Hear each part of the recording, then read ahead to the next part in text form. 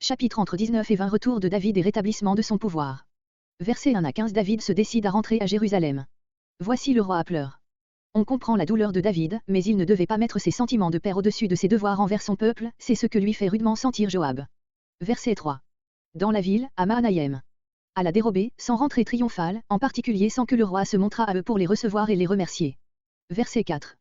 Voiler le visage, en signe de deuil, comme lors de sa fuite, de Samuel 15.30. Verset 5. La vie de tes femmes, des personnes de la maison du roi qui l'avaient accompagné dans l'exil et qui auraient péri avec lui si Absalom eût été vainqueur. Verset 8. À la porte, celle de la ville, de telle sorte que l'armée put défiler devant le roi et recevoir le témoignage de sa reconnaissance. Israël, l'armée d'Absalom mise en déroute, de Samuel 18.17. Verset 9. S'accusait.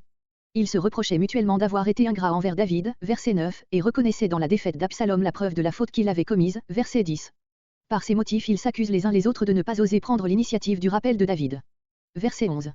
David profite de ce mouvement des esprits dans les tribus du Nord pour exciter à jalousie celle de Juda qui n'avait encore exprimé aucun désir de ce genre. Verset 13. On est surpris de voir David prendre une mesure aussi imprudente que celle de substituer Messe, qui l'avait trahi, à Joab qui avait sauvé son trône. Mais David ne pouvait pardonner à Joab l'attitude hautaine qu'il prenait vis-à-vis de lui et surtout le meurtre d'Absalom, malgré la défense expresse qu'il avait faite de toucher à la personne du jeune prince. On peut supposer aussi qu'en appelant Messe au commandement général de l'armée, il espérait obtenir plus aisément l'obéissance des troupes qu'Amasa avait commandées sous Absalom. Enfin, cette promesse ne devait pas, sans doute, s'exécuter immédiatement, elle regardait l'avenir et ne devait se réaliser qu'à mesure que les circonstances le permettraient. Mon os et ma chair.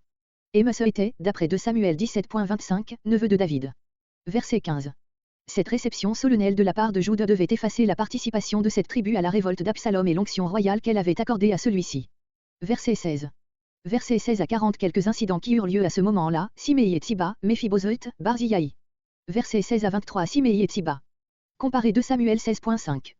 Ces deux hommes avaient des raisons particulières pour se joindre en ce moment aux gens de Juda, quoiqu'ils n'en fissent pas partie. Ils désiraient se recommander à l'indulgence de David, le premier à cause de l'insolence de sa conduite, au moment de la fuite de David, 2 Samuel 16.5 et suivant, le second en raison de son mensonge, au sujet de Méphibosheth, qui allait être dévoilé. En témoignage de leur soumission, l'un amène avec lui le millier des hommes de Benjamin qui dépendaient de lui, l'autre sa nombreuse maison. Et il ne se contente pas de recevoir le roi au moment où il débarquera après avoir passé le fleuve, il le passe à sa vue, pour lui rendre hommage avant qu'il entre dans le bac venu pour le transporter avec sa maison. Verset 21. Abisaï. Voir sa conduite, 2 Samuel 16.9. Verset 22. Cet acte de clémence envers Siméi est expliqué par David par le fait qu'il est lui-même l'objet de la clémence divine, qui accorde en ce moment comme un nouveau commencement à son règne sur Israël.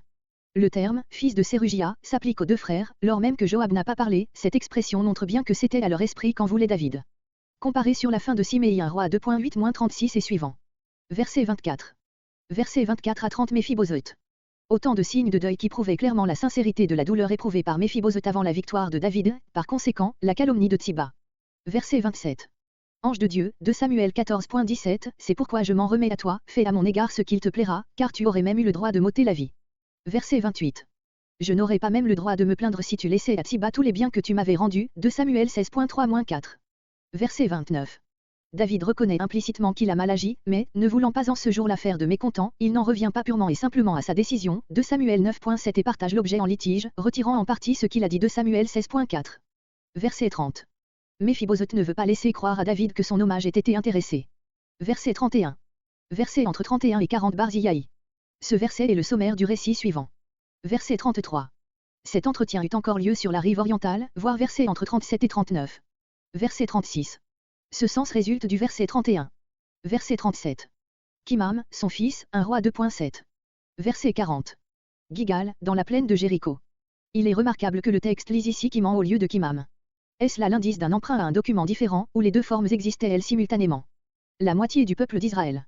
L'auteur complète ici ce qu'il avait dit précédemment de la réception de David par les gens de Juda, une partie d'Israël, sans doute les populations les plus voisines de Mahanaïm et de Gigal, qui avaient agi de concert avec eux. Firent passer, escortèrent David et sa famille dans sa rentrée. Verset 41. Verset 19.41 à 20.22 Mécontentement d'Israël et révolte de Séba. Tous les hommes d'Israël, les représentants de la grande masse des tribus du Nord, qui, n'étant pas arrivés à temps pour prendre part à la réinstallation de David, s'irritent de ce qu'ils ont été laissés de côté dans cet acte solennel. Verset 42. Les hommes de Juda se justifient en rappelant les relations de parenté plus particulières qui les unissent à David comme membres de leur tribu. Ils rappellent qu'ils n'ont pas reçu de David des faveurs personnelles, comme les Benjamites de Saül, 1 Samuel 22.7. Verset 43. Nous avons dit part au roi. Comme étant 10 sur 12, nous tenons au roi par 10 liens et non pas seulement pas 2, Jude et Siméon. Et même, David nous appartient donc non seulement autant, mais même plus qu'à vous. Cette injure, celle de ne pas nous avoir attendus. N'ai-je pas été le premier?